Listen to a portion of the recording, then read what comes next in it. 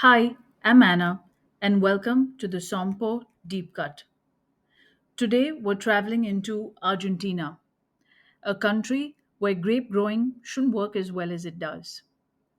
Argentina sits between 24 and 38 degrees south, low in latitude, close to the tropics in the north, and yet its vineyards feel cool, stretched, textured, shaped by nights that plunge and by sunlight that cuts sharper than almost anywhere else in the wine world.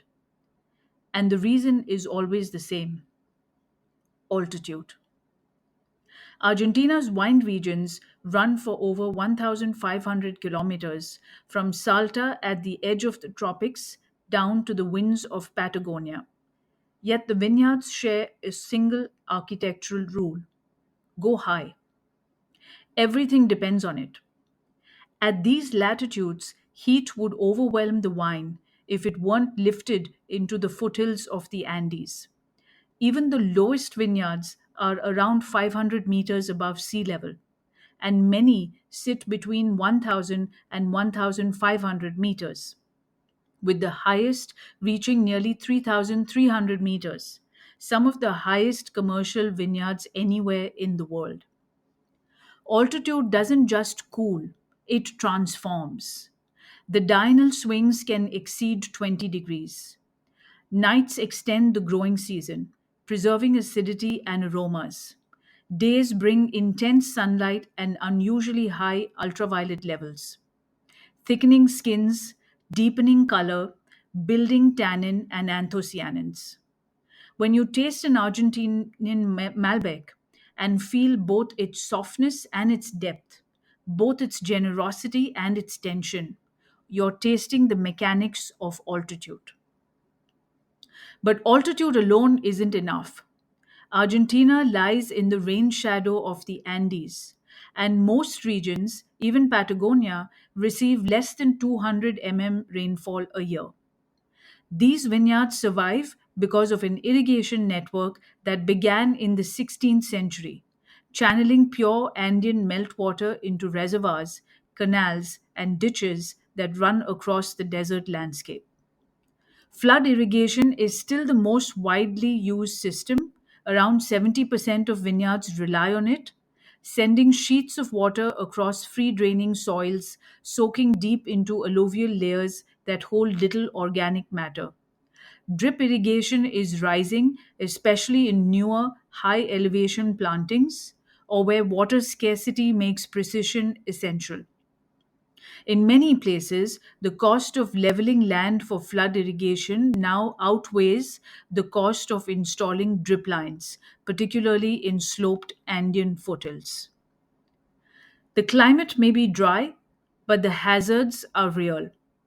The Zonda wind, hot, fierce, and dry, roars down valleys in late spring and early summer, lowering humidity, stressing vines, disturbing flowering, damaging grapes.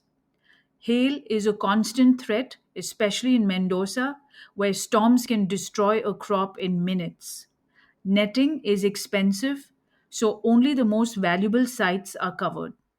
Many producers hedge risks by owning vineyards in multiple parts of Mendoza, spreading exposure to hail and frost or sudden El Nino rains.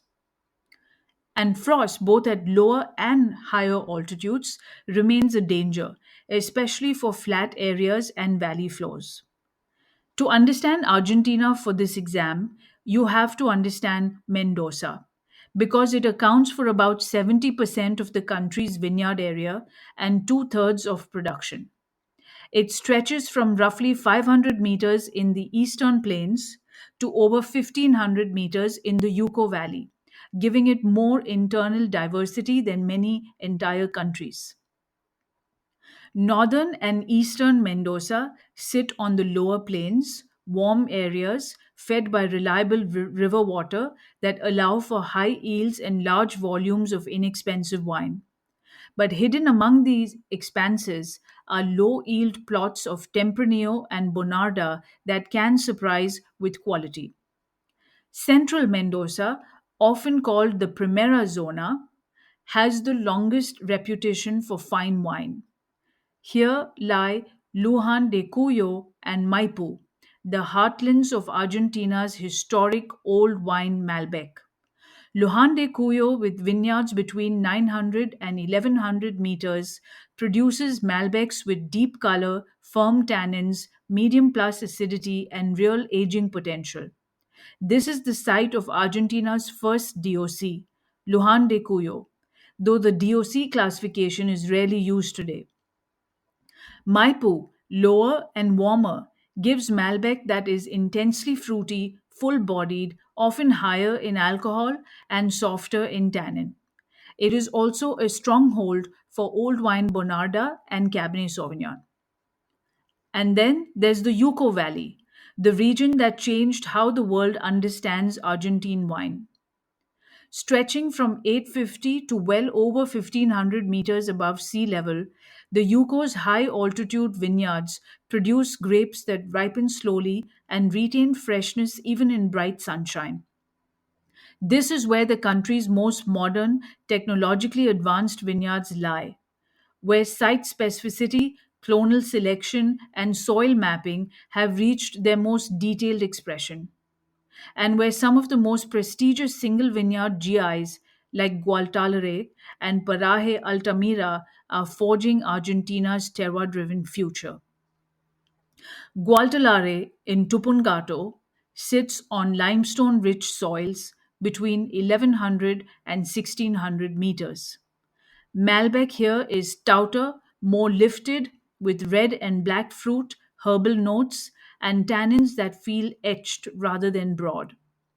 Paraje Altamira in San Carlos lies slightly lower, with calcium carbonate and stony alluvial soils that give Malbec more body, richness, and age worthiness while preserving acidity. These are the areas examiners love because they let you explain style through altitude, soil, sunlight, and diurnal range, the holy quartet of Argentine viticulture. To the south, around San Rafael, vineyards sit lower, roughly 450 to 850 meters. But the latitude cools the climate, giving longer growing seasons and slower sugar accumulation. The wines tend to be more medium bodied, often red fruited, and the signature white here is Chenin Blanc. Beyond Mendoza, the map continues north into San Juan, where warmth dominates and Syrah has become the province's most planted black variety. High altitude pockets like Pedernal Valley, with its calcareous soils and diurnal swings, produce fresher, more structured wines. Further north still lies La Rioja, dominated by high volume Torrontés, Cabernet Sauvignon, and Criolla varieties, much of it produced by the La Riojana Cooperative, the world's largest fair trade certified wine producer. And then comes Salta, a region so extreme that it almost defies expectation. Between 1500 and 3000 meters, some vineyards even claim heights above this. Sunlight becomes razor bright, ultraviolet increases, the air thins, and grape skins thicken in self defense. Malbec here is full bodied, concentrated, aromatic, with a floral or herbal lift that feels almost suspended above the fruit. But the signature is Torrontés, especially from Cafayette, around 1700 meters, intensely fragrant, citrus driven, unoaked, and one of the clearest expressions of altitude in the entire country. In the opposite direction, 700 kilometers south of Mendoza, lies Patagonia, a region of low altitude but higher latitude, where temperatures fall, sunlight softens, winds strengthen, and Pinot Noir, Merlot, Cabernet Franc, Semillon, Chardonnay, and Riesling find a cooler home. Rio Negro, with its centuries old wines along the valley floor, produces elegant, balanced wines, while the neighboring Neuquén delivers riper, more fruit forward styles from its warmer, more arid plateau. All of these regions are threaded together by Argentina's grape varieties. Malbec, of course, dominates 22% of vineyard area. Its plantings have increased almost 350% since 1995. It thrives in warm, sunny conditions, producing deeply colored, full bodied wines with soft tannins and ripe black fruit. But Malbec is not monolithic. Cooler sites bring firmer tannins, higher acidity, and fresher red black fruit blends. Warmer areas amplify body and richness. High altitude plots add floral lift and tension. Bonarda remains the second most planted black variety, often inexpensive but capable of depth and spice when yields are controlled. Cabernet Sauvignon, Syrah, Tempranillo, Merlot, Pinot Noir, Cabernet Franc, Tannat, and Petit Verdot all have footholds, each shaped by altitude and latitude. And Torrontés Riojano, Argentina's native cross, shines when yields drop, harvests come earlier, and fermentations stay cool. Argentina's wine law is layered but not burdensome. IPs, GIs, and DOCs structure origin, with with the use of GIs rising sharply, especially in terroir-driven zones like Paraje, Altamira. Lujan de Cuyo and San Rafael remain the country's only DOCs. Reserva wines require 12 months of aging for reds, 6 for whites, and Grand Reserva doubles those figures.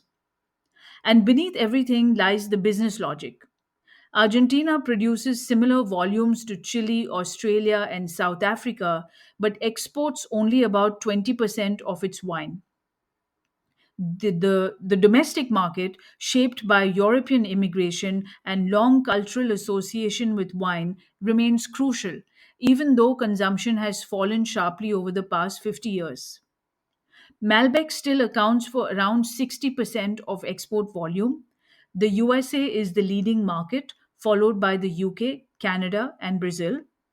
Export value is stable, supported by Malbec's global appeal, but producers are acutely aware of the risks of varietal overdependence.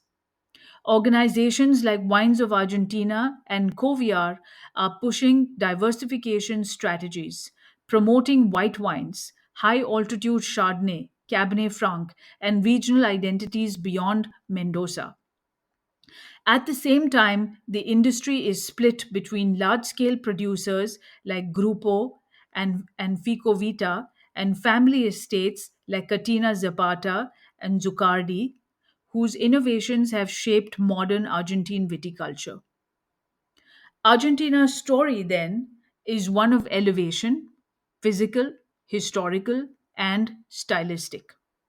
Vines lifted into thinner air, quality lifted by irrigation and innovation, identity lifted by a single grape that grew into an international ambassador, and now a country lifting itself beyond Malbec towards a deeper articulation of terroir.